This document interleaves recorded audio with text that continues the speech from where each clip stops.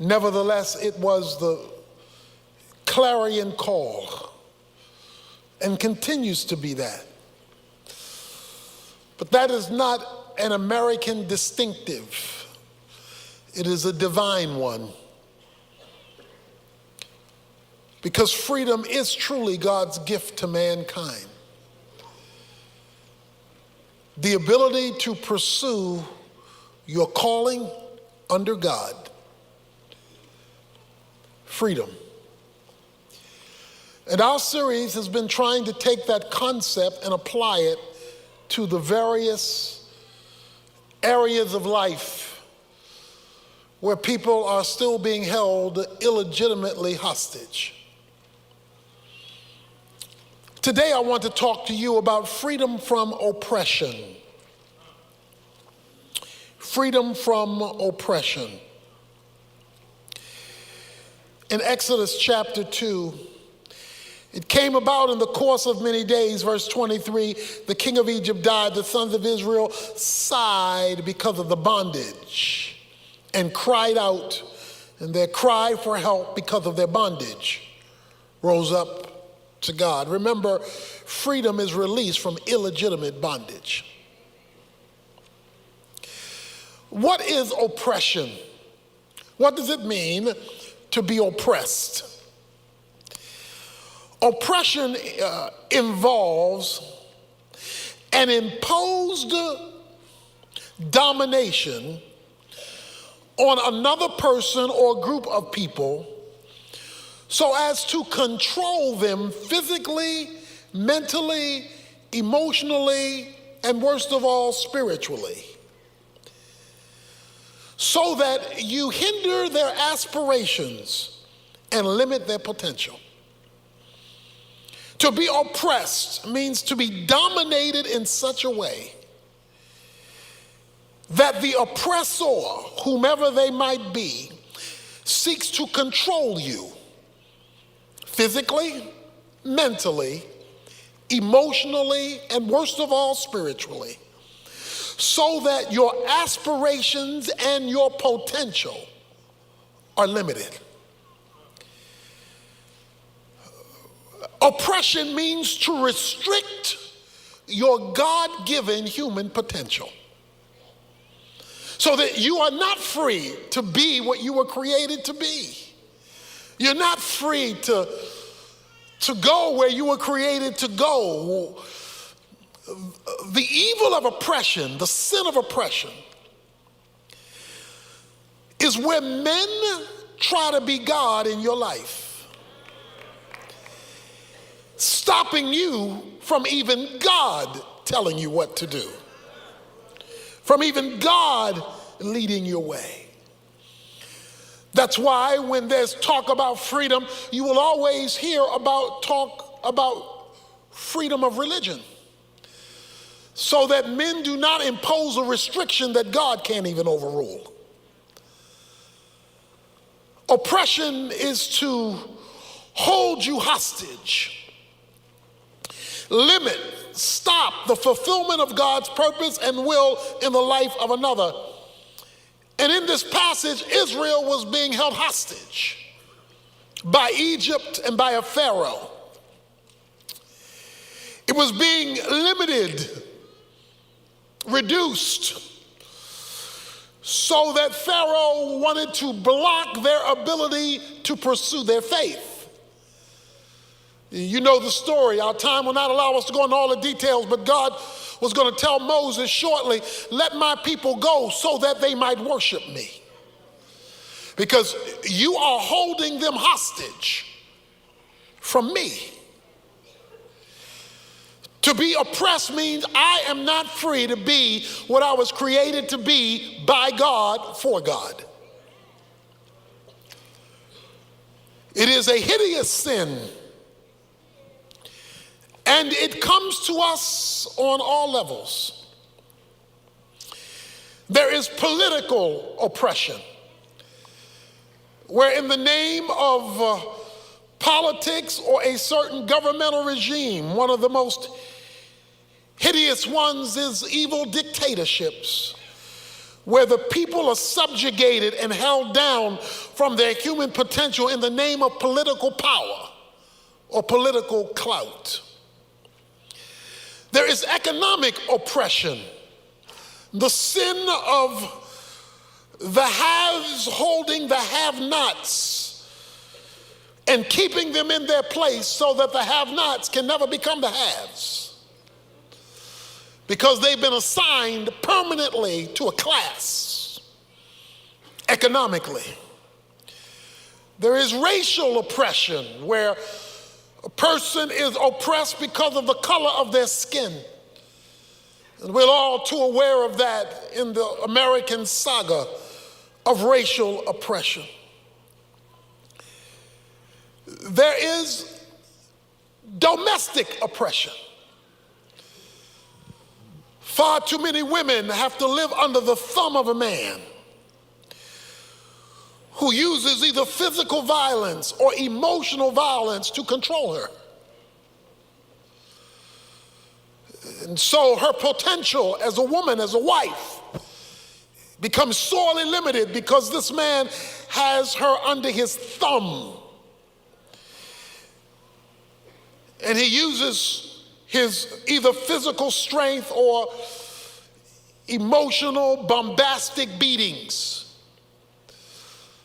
I was sitting in counseling session one day with a husband and wife, and it became clear what the problem was in all of 5 seconds, because he lifted his hands to scratch his neck and she jumped.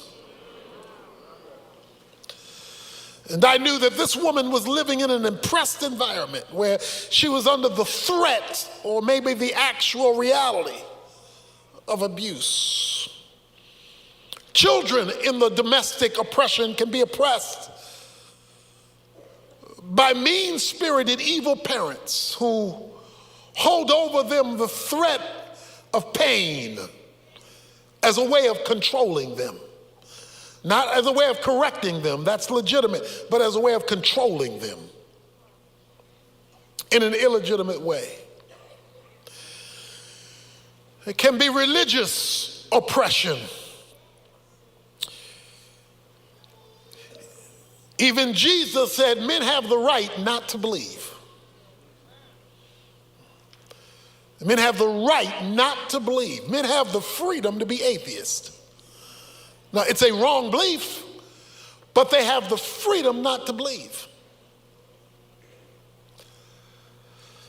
And of course, the worst oppression of all is spiritual. It is where the devil runs your life. It is where he and his demon cohorts tell you, you gotta take this drug, you've gotta drink this alcohol, you've gotta live this way, you've gotta run your life this way. You can't help yourself because I'm gonna control you. And he, in the spiritual realm, makes sin a dictatorial orientation by which we operate, and he oppresses us because he's controlling us.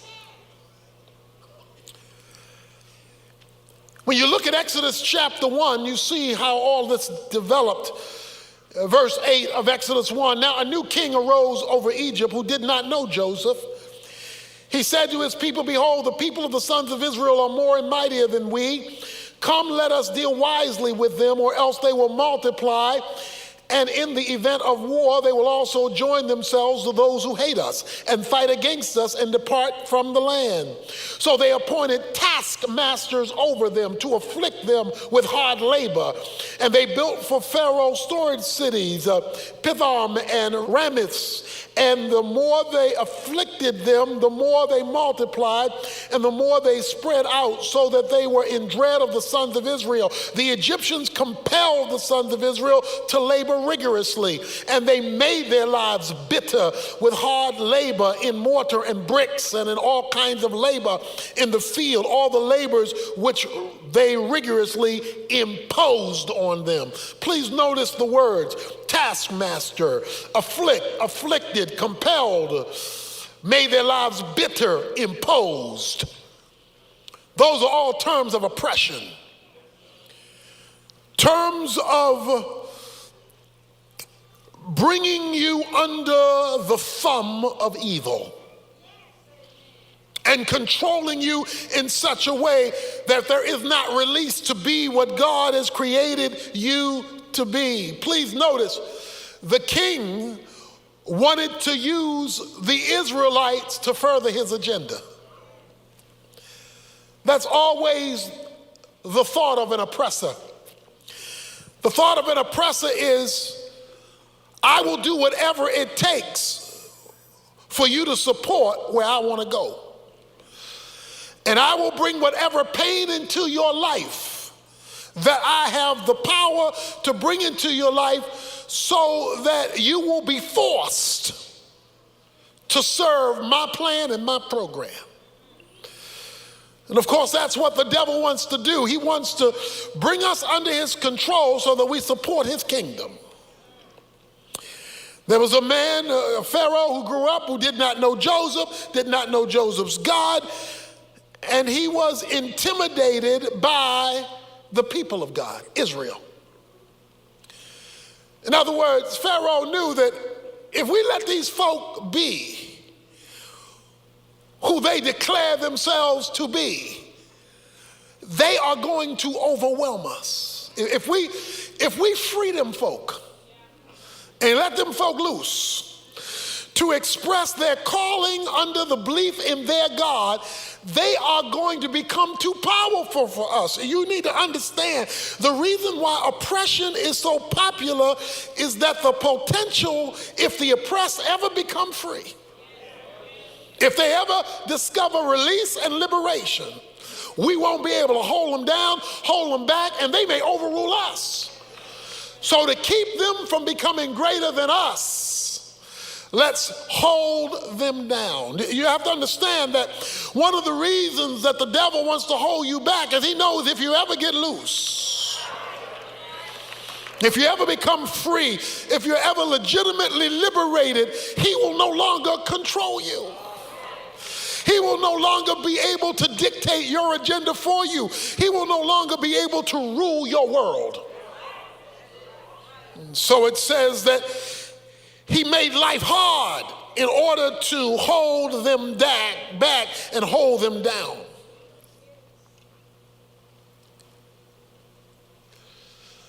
And so, freedom from oppression, freedom from being illegitimately held down.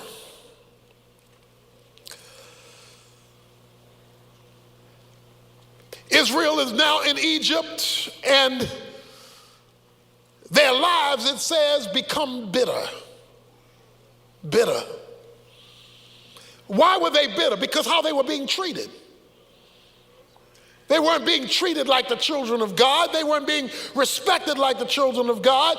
And something external by an evil entity was being imposed upon them. And so they wanted to be delivered. So in chapter 2, we read again that the sons of Israel sighed because of their bondage.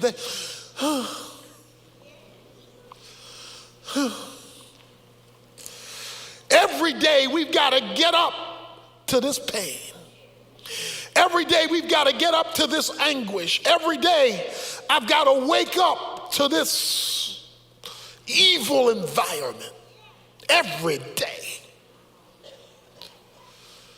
I shudder to think of the pain of so many people who are living under illegitimate bondage, illegitimate oppression. And it says that they sighed because of their bondage, and they cried out. They cried out, why? Because when you are oppressed and you can't change your situation, you need somebody bigger and stronger than the oppressor to act on your behalf.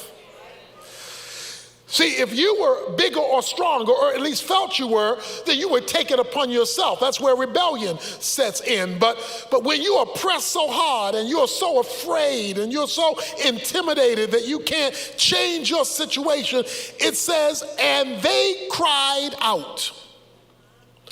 But I want you to notice when they cried out. It says, in the course of many days, verse 23, the king of Egypt died.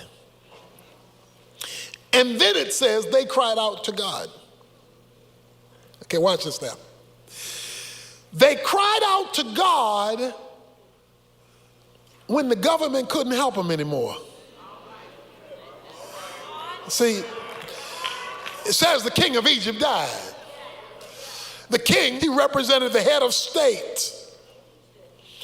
See, one of the worst things you can do, and I'm not going to try to get all deep and political right now, but one of the worst things you can do is make the government God. Because that thing that you're looking to save you can wind up being the thing that oppresses you or taxes you to death. It can be that thing that holds you hostage, and until they discovered that that thing died, that thing couldn't help them, then they decided, well, maybe we better go higher. It was after the king died that they then called on God. And it says, when they called on God, God heard their groanings and remembered his covenant. A covenant is a divine agreement. A covenant is an agreement that God makes with his people, and he says it was the covenant he gave Abraham, Isaac, and Jacob. So what was that covenant? It was a covenant of blessing. God said, I'm going to bless you so that through you all the nations shall be blessed. God had an agreement with their forefathers. When they remembered, you know what? I remember in Sunday school that my Sunday school teacher told me that God had this agreement with our great-great-granddaddy Abraham, and that was passed on to Isaac, and it was passed on to Jacob, that he was going to bless those who bless us and curse those who curse us, and these folk are cursing us. So last time I checked, that means if they're against us, they're against God. And if they're against us, meaning they're against God, then anybody ever have a big brother and folk were messing with you and you remembered you had a big brother? And you said to yourself, well, wait a minute now, I got somebody bigger than my problem. And that big brother told me, if anybody ever mess with you, let me know. And you just remembered after a long time, yeah, he is bigger. And so you made the call. And so when they remembered the covenant and brought God's promises into the equation of their oppression, they went above human solutions to get out of an earthly predicament. It says they called on God, remembering the covenant. You see, what oppression does, whether it's on a personal level or on a social level, is it creates a stronghold in the mind. You can pretty much tell oppressed people by how they think. By how they think. Because, of course, you want to oppress people's thinking. Ultimately, oppression is not simply the physical things that happen to you, it's the beating down of how you think about you. See, as long as you're free on the inside, that is in your thinking, then that means you're always looking for an opportunity to be what you were created to be.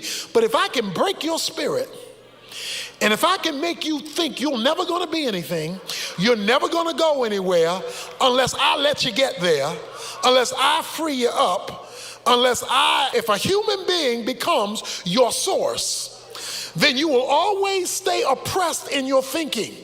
And you will never ever think that there is the possibility. See, that's why oppressors want to keep you dumb. Because they know if you get too much information, you're going to want to be free. Everybody knows we celebrate Juneteenth in Texas, and Juneteenth is about information. See, in January 1863, the Emancipation Proclamation was signed. But nobody told the slaves in Texas till June 19th, 1865. So there was a long period of time the slaves in Texas didn't have the information about freedom. So they were still walking like slaves, talking like slaves, thinking like slaves, acting like slaves. But on June 19th, 1865, the word came to Texas that a few years earlier, the emancipation had been signed. Folk been partying ever since.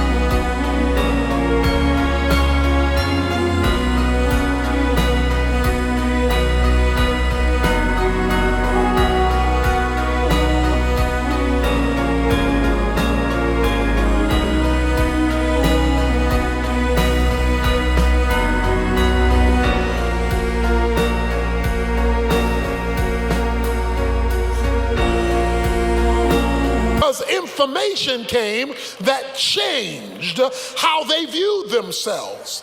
See, when people discover that God offers freedom, because a lot of us were raised, well, if you're a Christian, you can't do this and you can't do that, you can't do this and you can't do that.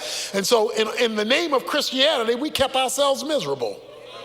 Okay, about legitimate things God says you can do. Let me give you one of the great freeing principles of the Bible. Anything that the Bible does not forbid, it allows. See, anything that the Bible does not forbid, the Bible does. And we're going to talk about that too, the limitations. But anything the Bible does not forbid, it's allowed. So what people like to do is they like to talk and forbid things that the Bible never forbade, in order to control you. That's what cults do. That's why people will leave with a cult and go halfway around the world to follow a fool. Okay? They will submit to a cult because the cult oppresses them in the name of God and holds people hostage. These folks were being held hostage illegitimately. Their society, their social, their mental state was being illegitimately controlled. Even when they got out of the land, if you look at Exodus chapter 14, verse 10, let's look at that one. Chapter 14, verse 10. Then Pharaoh drew near. The sons of Israel looked, and behold, the Egyptians were marching after them, and they became very frightened. So the sons of Israel cried out to the Lord. Then they said to Moses, is it because there were no graves in Egypt that you have taken us away to die in the wilderness? Why have you dealt with us in this way, bringing us out of Egypt? Didn't we just read that's what they asked for? Didn't we just read they asked God to get us out of this oppressive environment, deliver me? But that's what oppression does. It makes you afraid to be free. You know, when slavery ended in America, particularly in the South, people began to gravitate north. They wanted to go north where they could experience more freedom. But a lot of the slaves wouldn't leave. And the reason a lot of slaves wouldn't leave is they had gotten too used to slavery. Slavery had become their way of life. Because as bad as slavery was, they knew where they were going to eat. As bad as slavery was, they knew where they were going to get their clothes. As bad as slavery was, they would rather be slave and secure than free and uncertain. Because freedom demands that you take on a level of responsibility that slavery does not. Because if you want to be free, that means you want to be responsible for you. Okay? That means you can't depend on the worst thing in the world is slavery, where you have to depend on everybody else and it makes you irresponsible for you. Any kind of freedom that makes you less responsible for you is a new form of slavery. Okay? When that child is ready to leave the house, See, they want to be free. I want to be free. I don't want you telling me what to do. I don't want this. I don't want that. You want to be free. Now, how you going to take care of yourself? Well, I'm going to call you up. Well, you don't want to be free because freedom demands responsibility. And we'll see that. They were oppressed, and so they called upon God. They were afraid. Why? Because slavery can make you so used to oppression that you'd rather go back to be a slave than the risk crossing the Jordan River, even though God told you to go, the Red Sea, even though God is the one who told you to go across.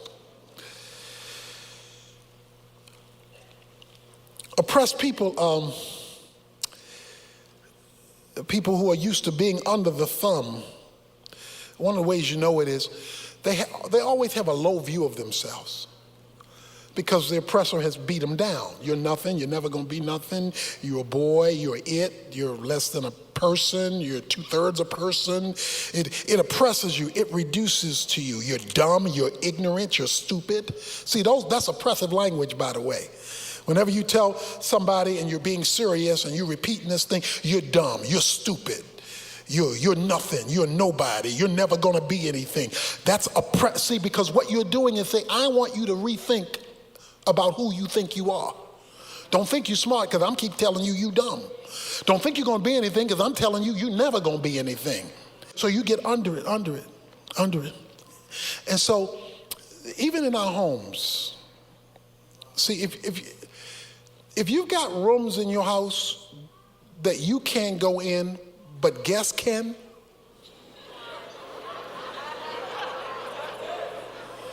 now your own family better not go in there. But if guests come, they can go in there.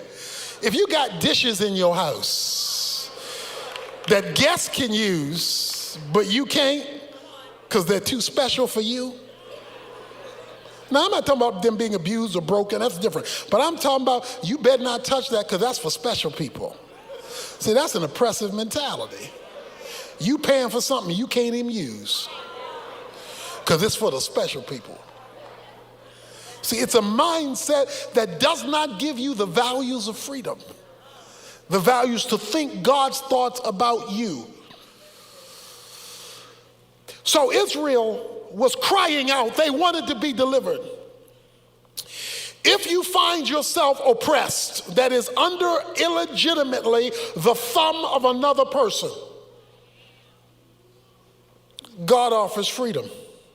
God offers freedom. Look at chapter 3. Verse 7, the Lord said, I have surely seen the affliction of my people. I want to just say a word about my people. The freest people in the world ought to be Christians. And the New Testament talks about freedom over and over again. And it talks about freedom from sin. And that's not only your personal sin, that's first, but it's also the sin of others that they want to impose upon you. See, you're not only free to be free from the devil's work in your life, you are to be as free as you can be from the devil's work in somebody else's life that's jacking you up. It says, I have surely seen the affliction of my people who are in Egypt and have given heed to their cry because of their taskmasters. I am aware of their suffering. So I want you to know that God is aware of your pain. I know your pain. So I have come down to deliver them from the power of the Egyptians and to bring them up from the land to a good and spacious land, a land flowing with milk and honey, to the place of the Canaanite, the Hittite, the Amorite, the Perizzite, the Hivite, and the Jebusite. Now behold, the cry of the sons of Israel have come up to me. Furthermore, I have seen, here it is, the oppression with which the Egyptians are oppressing them. Freedom starts with God. I have seen their oppression. That's why, here it is, atheists, that's why countries that want to stop freedom want to remove God. That's why even religious people who will use the name God don't want to hear what God has to say. Because once you bring God into the equation of oppression, God's going to talk freedom. He's going to talk relieving the suffering, relieving the pain, and as you see in the New Testament, what Jesus came to do, Luke 4, set the captives free.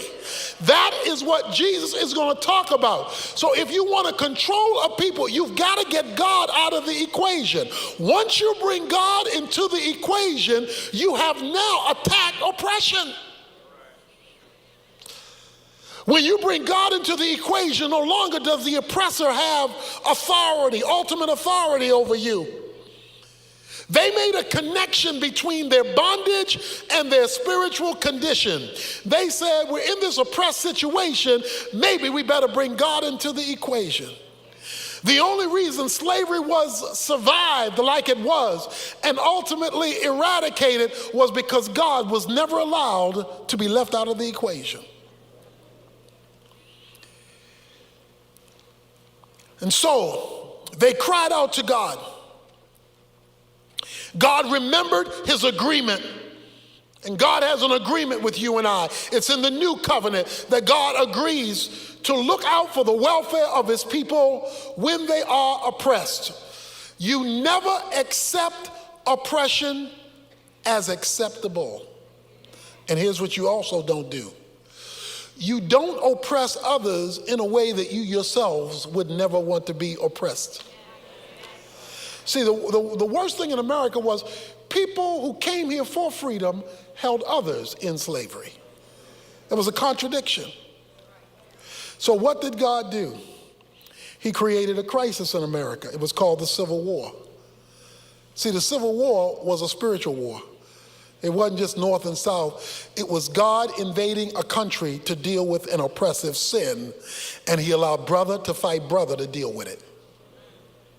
Because God says, I will deliver the oppressed. He is always in the process of delivering the oppressed. What's interesting is, if you read chapter 1, you don't have to turn there, it talks about Israel being oppressed in Egypt.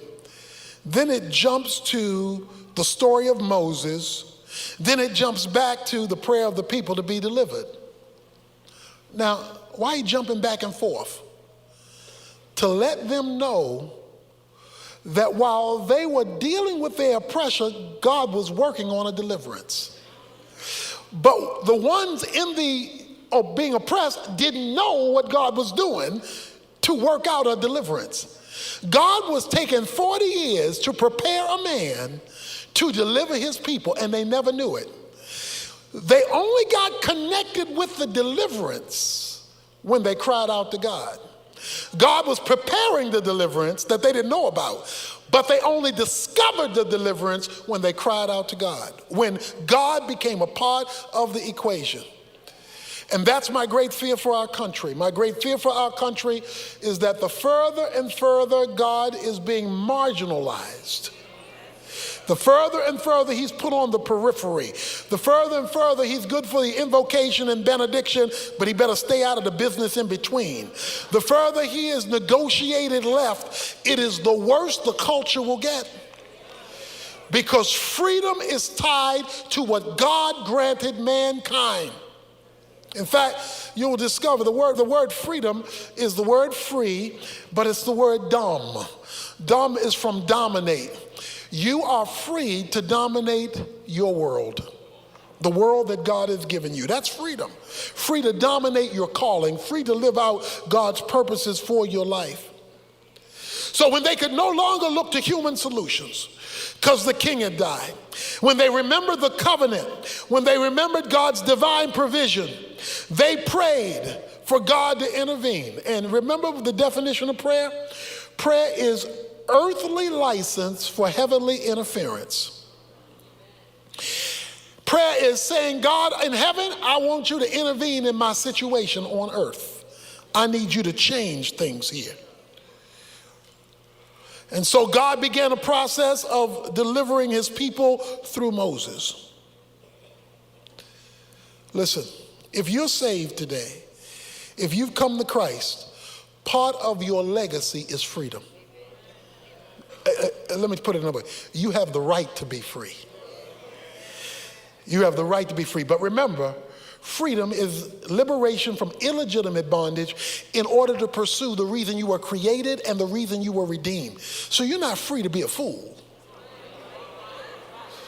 So you're not free to run a red light. You're not free to run a stop sign, because that means your freedom is going to hurt somebody else and you.